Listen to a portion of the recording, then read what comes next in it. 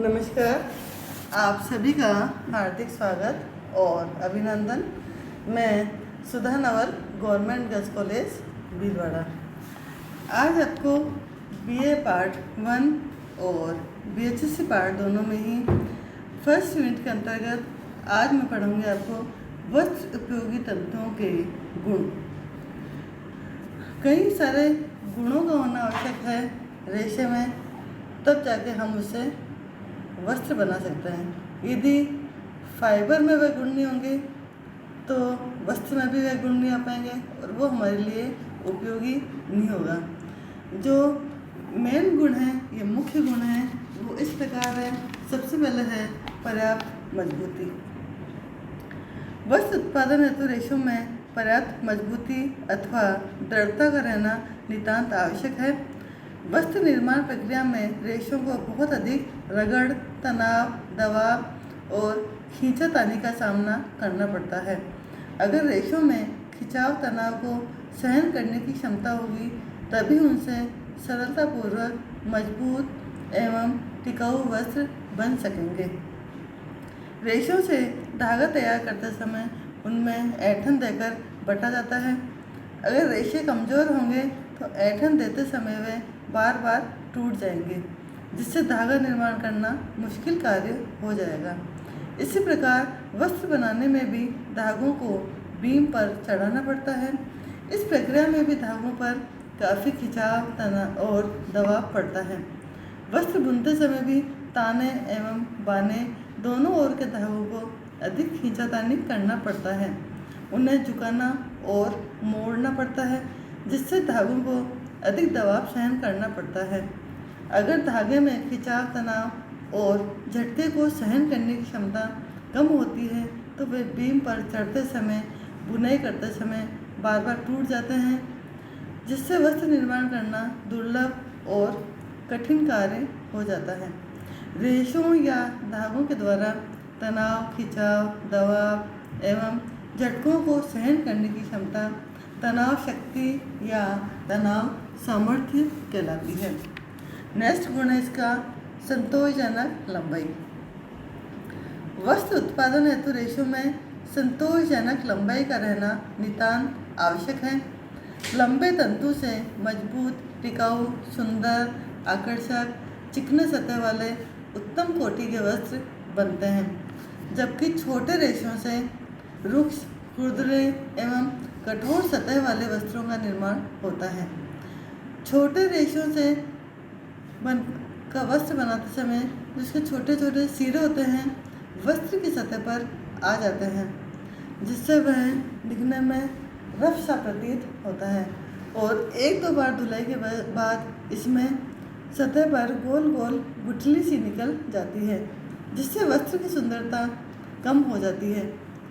और छोटे रेशों से निर्मित वस्त्र की सतह खुरदरे होने के कारण धूलकण, मिट्टी, गंदगी, तेल, ग्रीस या अन्य दाग धब्बे शीघ्रता से लग जाते हैं और रेशों के भीतर तक पहुंच जाते हैं, जिन्हें छुड़ाना सरल नहीं होता। लंबे रेशों से निर्मित वस्त्रों की सतह चिकनी होती है, फलतः ऐसे वस्त्र जल्दी गंदे नहीं होते, साथ ही धुलाई भी करना सरल होता है। नेक्स्ट इसका गुण है लचीलापन। जब रेशों को थोड़ा खींचकर या तनाव देकर छोड़ा जाए तो अपनी पूर्व आकृति को यदि ग्रहण करके पूर्व स्थिति में आ जाते हैं तो उस गुण को हम कहते हैं लचीलापन। परंतु बहुत अधिक धागे या रेशों को खींच दिया जाए तो उसका लचीलापन समाप्त हो जाता है। फलतः रेशे या तो टूट जाते हैं अथवा विकृत हो जाते हैं, जिन्हें सुधारना कठिन होता है। रेशों से धागे बनाते समय इन्हें ऐंठन देकर बटा एवं कसा जाता है तथा मजबूत धागे का निर्माण करना होता है। इसी प्रकार वस्त्र बुनते समय धागों को बीम पर चढ़ाना होता है। ताने एवं बाने के धागों को खींचा एवं ताना जाता है। कई बार धागे को उठाना, झुकाना, मोड़ना पड़ता है। इस प्रकार वस्त्र बुनते समय धागों को भारी झटके सहन करने पड़ते हैं। अगर रेशों में बिना टूटे, मुड़ने, झुकने और दबाव सहन करने की क्षमता है तो उसे हम कहते हैं लचीलापन। और ये रेशों में अनिवार्य गुण है। इसके गुण के कारण ही रेशों में झटके सहन करने की क्षमता उत्पन्न होती है। नेक्स्ट गुण है इसमें प्रत्यास्था एवं प्रतिस्कंदता। लचीलापन की तरह वस्त्र निर्माण के लिए उपयोगी रेशों में प्रतिस्कंदता का गुण भी अत्यंत आवश्यक है। प्रतिस्कंदता को हम इस प्रकार से परिभाषित कर सकते हैं, रेशों का वह गुण जिसमें रेशों को दबाने के पश्चात छोड़ दिया जाए तो वह पुनः अपना पूर्व आयतन प्राप्त कर लेते हैं, उसको हम प्रतिस्कंदता कहते हैं। रेशों में उपस्थित प्रतिस्कंदता के गुण के कारण ही वस्त्र में शीघ्रता से सल नहीं पड़ते। वस्त्रों को दैनिक उपयोग के पश्चात टांगना, मोड़ना और लपेटना पड़ता है, जिसमें उसकी तह अक्सर मुड़ जाती है अथवा विकृत हो जाती है, परंतु फिर भी वे वस्त्र प्रतिस्कंदता के गुण के कारण अपनी पूर्व आकृति को ग्रहण कर लेते हैं। अब अपन पढ़ेंगे प्रत्यास्था क्या होती है। प्रत्यास्था का मतलब है वस्त्र को यदि खींच कर, तान कर छोड़ दिया जाए तो वे रेशे अपनी पूर्व लंबाई को पुनः प्राप्त कर लेते हैं, तो उस गुण को हम प्रत्यास्था कहते हैं।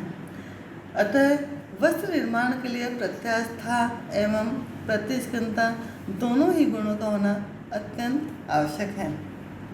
प्रत्यास्था के गुण की उपस्थिति के कारण वस्त्रों में सलवट नहीं बढ़ती। इन्हें बार बार मोड़ने, टांगने अथवा तह करते समय पड़ी सलवटें पड़ने पर भी ये पूर्व आकृति को ग्रहण कर लेते हैं, अतः इनमें बार बार प्रेस करने की आवश्यकता नहीं होती। नेक्स्ट गुण है इसमें आपस में सटने की क्षमता या बंधन क्षमता। रेशों को आपस में सटने की विलक्षण और अद्भुत गुण ही बंधन क्षमता कहलाता है। कपास के तंतु लंबाई में छोटे होते हैं, लेकिन इनमें आपस में सटने का विलक्षण गुण विद्यमान रहता है, जिसके कारण कपास के रेशों से अविरल लंबाई के धागे निर्मित किए जाते हैं। धागे बनने के पश्चात भी इनके रेशे छिटक कर अलग नहीं होते, बल्कि आपस में दृढ़ता से एक दूसरे से चिपके हुए रहते हैं। कपास के रेशों में आपस में सटने का ये गुण परिवलन के कारण होता है। बंधन क्षमता के अभाव में रेशे बढ़ते समय, ऐंठन देते समय या कताई करते समय आपस में नहीं चिपकेंगे, तो वह रेशे अलग अलग हो जाएंगे और उससे धागे का निर्माण नहीं हो सकता। प्राकृतिक रेशों में सब में ही ये गुण बहुत अधिक विद्यमान होता है। नेक्स्ट गुण है सूक्ष्मता एवं कोमलता। सूक्ष्म एवं कोमल रेशों से मुलायम और कोमल वस्त्रों का निर्माण होता है। कोमल रेशों से निर्मित वस्त्र देखने में सुंदर और आकर्षक लगते हैं, साथ ही पहनने में अति आरामदायक और सुखद लगते हैं। परिधान जो कोमल होते हैं उनकी लोकप्रियता काफ़ी बढ़ जाती है। ऐसे वस्त्र पहनने में शरीर पर बोझ नहीं, अपितु ये शरीर का एक अंग महसूस होते हैं। कोमल वस्त्र स्पर्श में चिकने और सुखद प्रतीत होते हैं। एवं गृह कार्य के उपयोग हेतु भी हम मुलायम वस्त्रों का ही चयन करते हैं। मोटे रेशों से मोटे खुरदुरे वस्त्र बनते हैं, जिनका उपयोग अक्सर हम दरी, कालीन, पर्दे, कपड़े आदि बनाने में उपयुक्त करते हैं। नेक्स्ट गुण है अवशोषकता। वस्त्र उत्पादन हेतु रेशों में नमी और आर्द्रता को अवशोषित करने का गुण भी होना चाहिए। पहनने व प्रयोग के पश्चात अक्सर वस्त्र गंदे हो जाते हैं, फलतः इन्हें धोना अनिवार्य होता है। अगर इनमें नमी सोखने एवं नमी मुक्त होने का गुण विद्यमान होता है, तभी वह वस्त्र सरलता से निर्भीक होकर धोए एवं सुखाए जा सकते हैं। गर्मी के दिनों में हमारे शरीर से बहुत अधिक पसीना निकलता है। अगर वस्त्र में नमी अवशोषित करने का गुण है, तभी वह शरीर से निकले पसीने को अवशोषित कर लेते हैं, जिससे त्वचा स्वच्छ एवं शीतल हो जाती है। ऐसे वस्त्रों में पसीना शीघ्र सूखकर उड़ जाता है, अतः ये वस्त्र हमारे लिए आरामदायक होते हैं।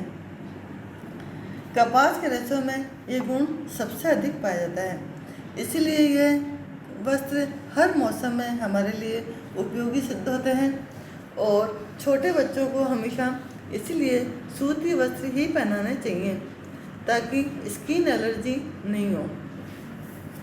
रेशों में आर्द्रता या नमी को सोखने की क्षमता से हम वस्त्रों में किसी भी तरह की परिष्कृति एवं परिसज्जा भी आसानी से कर सकते हैं।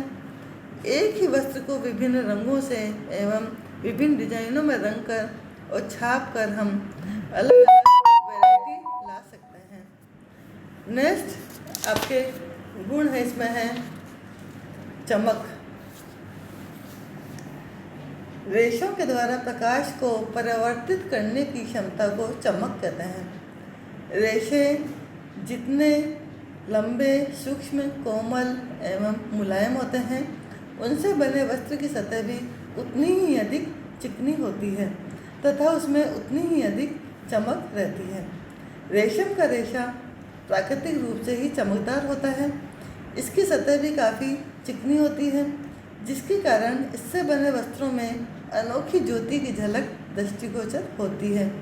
लिनन, जूट एवं कपास के तंतुओं में चमक का अभाव होता है, परंतु वस्त्र बनाते समय इनमें परिसज्जा एवं परिष्कृति करके कृत्रिम रूप से चमक लाई जाती है।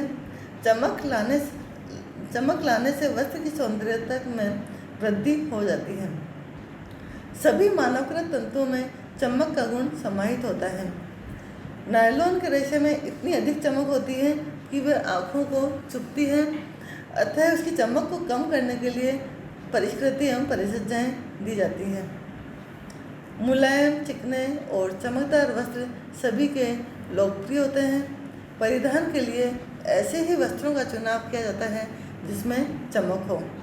नेक्स्ट गुण है समानता।